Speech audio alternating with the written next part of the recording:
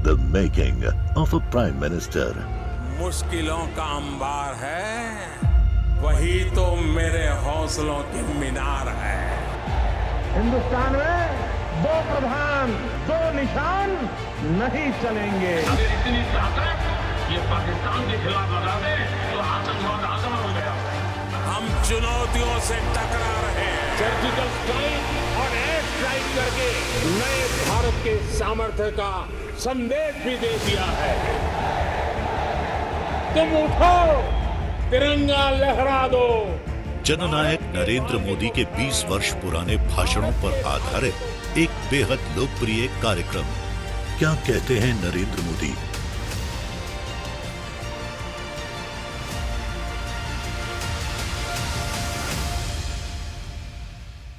नमस्कार, मैं हूं आपके साथ शिखा ठाकुर।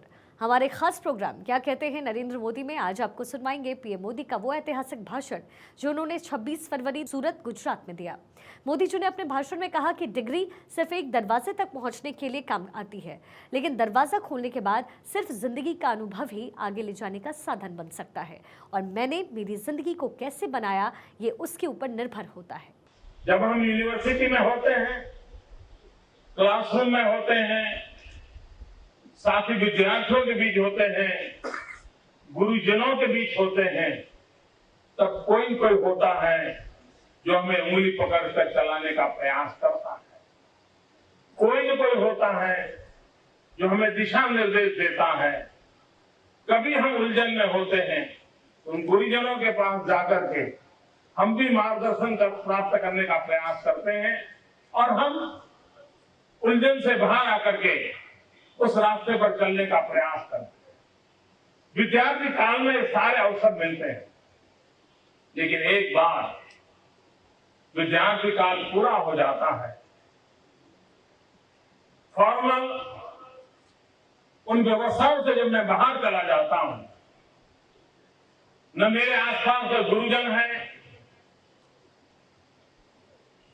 न मुझे मार्गदर्शन करने के लिए किसी क्लासरूम में कोई प्रबोधन हो रहा है, और उसके बाद जब जीवन की कठिनाइयां शुरू होती हैं, तब हर पल लगता है यार अच्छा होता जब पढ़ता था तब इस बात पे ध्यान रखा होता तो शायद आज मैं इस रास्ते से गुजर जाता। कोई कठिनाई नहीं, हर पल याद आएगा, बीते हुए कल का हर क्षण याद आएगा कि काश उस समय मैंने ये ध्यान दिया होता तो आज ये मेरी शक्ति के रूप में मेरे काम आता। और कुछ लोगों को जिंदगी के उस पड़ाव पर यह भी ध्यान आएगा, अच्छा हुआ यूनिवर्सिटी में मैंने जाना था, सीखा था, आज मेरे काम आ गया और मेरा रास्ता साफ हो गया। एक नया विश्वास पैदा हो, एक नए विश्वास के बाद आगे बढ़ने का अवसर आता है। और इसलिए ये पदवीदान समारोह के बाद जिंदगी खुद के बलबूते पर चलानी होती है, निर्णय खुद करने होंगे, फैसले अपने आप करने पड़ेंगे, और तब मन उलझन में पड़ जाता है। 15 विद्यार्थियों के बाद बीच बैठ करके हिम्मत के साथ खड़े होकर के एक आध लीडरशिप लेकर के निर्णय करना बहुत मुश्किल नहीं होता है। आज क्लासरूम में नहीं जाएंगे, 15 लड़के इकट्ठे होकर के निर्णय कर सकते हैं, बड़ी आसानी से कर लेंगे। आज कॉलेज नहीं जाएंगे, निर्णय कर लेंगे। आज तो साहब को भी मजबूर कर देंगे, चलो खेल के मैदान में जाना है, टीचर को भी उठा के ले जाएंगे। ये सब कर सकते हैं। 10, 15, 20 की जब टोली होती है सब कुछ कर लेते हैं, लेकिन जब अकेले होते हैं और ट्रेन के अंदर जगह भी लेनी होती है तो 50 बार सोचते हैं यार इतनी भीड़ है, मुझे जगह कहां। हमारे जीवन के अंदर जिंदगी का जब प्रवेश होता है तब कठिनाइयां महसूस होने लगती। यहां की शिक्षा दीक्षा आपको जीवन के कठोर सत्य में विश्वास के साथ आगे बढ़ने का सामर्थ्य दे, ये शुभकामनाएं देने के लिए मैं आया। आपने जो अर्जित किया है, जो पाया है, वह आपकी जीवन के अंदर शक्ति के रूप में कैसे परिवर्तित हो, वो आपकी स्वयं की संपदा कैसे बने, और संपदा के भरोसे आप जीवन के हर उतार चढ़ाव को पार कैसे करें, इसके लिए अब आपको अकेले को सोचना पड़ेगा। मैं कभी कभी सोचता हूं कि दुनिया में अच्छे से अच्छा विद्यार्थी कौन था, वो कौन सा विद्यार्थी जाए जिसको हम कह सकते हैं कि उसको नंबर 1 देना पड़ेगा। और ध्यान आता है एकलव्य की तरफ। गुरु मौजूद नहीं थे, गुरु की कल्पना मात्र थी, लेकिन जीवन में कुछ सीखना था, पाना था, बनना था और किसी को पराजित करने के लिए नहीं करना था। एक भीतर से आवाज उठी थी कि मैं क्या राज परिवार में पैदा नहीं हुआ, इसलिए क्या मैं शिक्षा प्राप्त नहीं कर सकता हूं।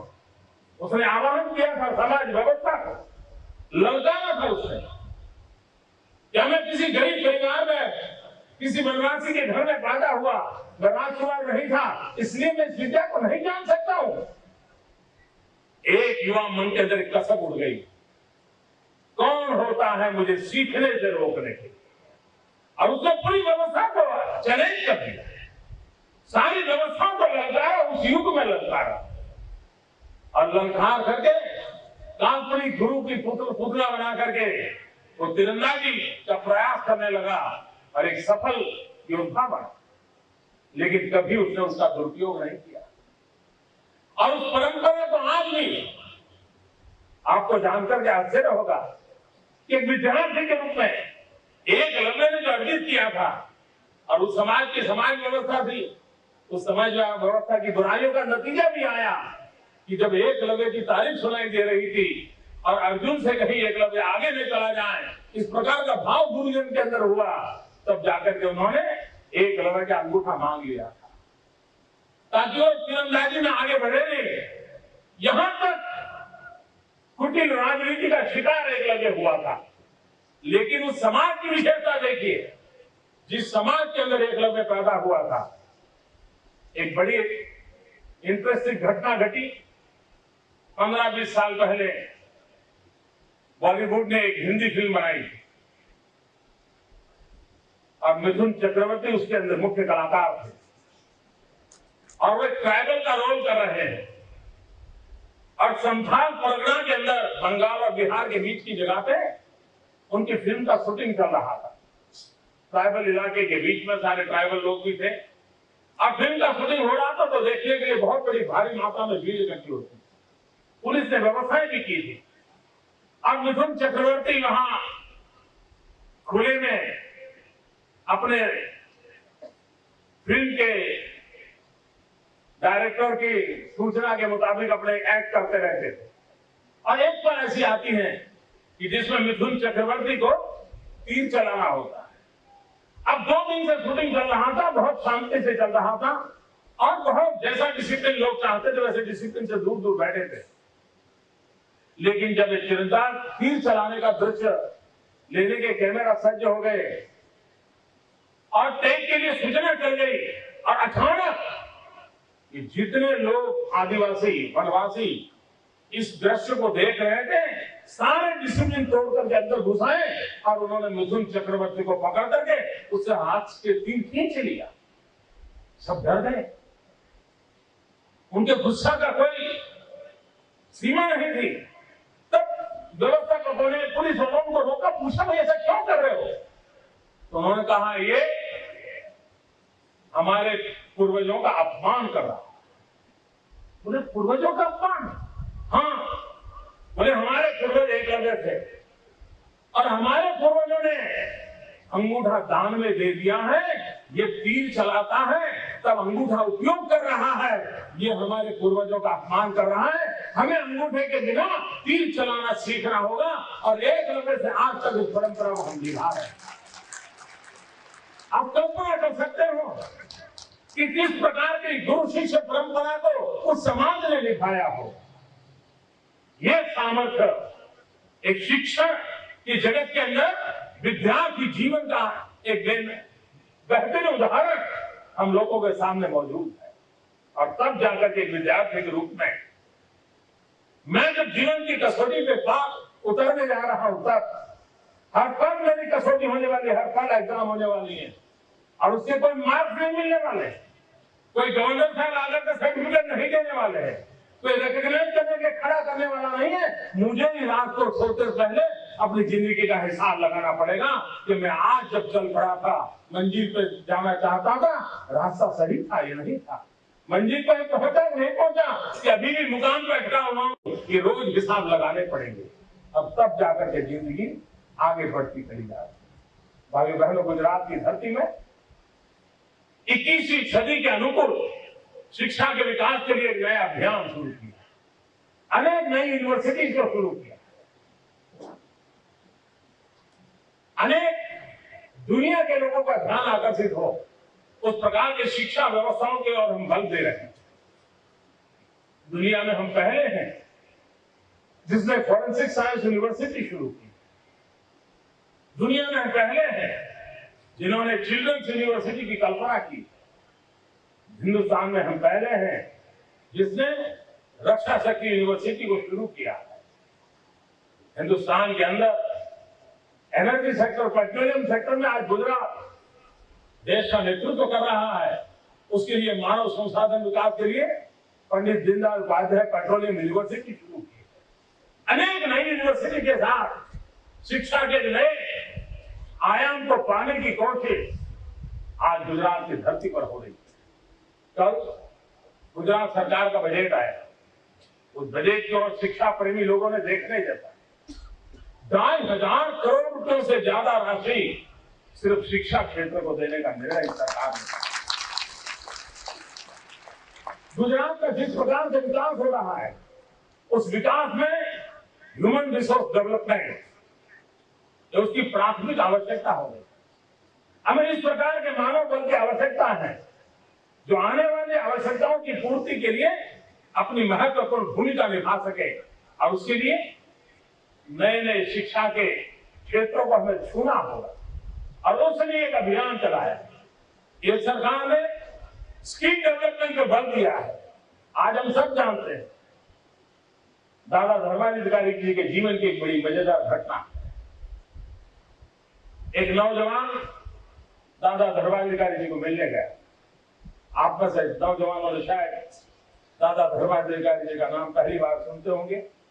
महात्मा गांधी के जो बारिश रहे उसमें जिन कुछ नाम आज भी समाज जीवन में गूंजते हैं, जैसे आचार्य विनोबा जी का, उसी प्रकार से गांधी विचार के एक महान चिंतक के रूप में दादा धर्माधिकारी जी का नाम आज भी गूंजता है। और अगर आप नौजवानों को मौका मिले, मैं आपसे प्रार्थना करूंगा कि दादा धर्माधिकारी जी की जो पुस्तकें गुजराती में भी प्राप्त है, उसे जरूर पढ़ने का प्रयास करना। आपको जीवन के कई कठिन समय में रास्ता देखने का अवसर वहीं से मिल जाएगा। दादा धर्माधिकारी जी नौजवान मिलने गए, उसने कहा कि मैं नौकरी की तलाश में हूं, मुझे कोई मदद कर दीजिए।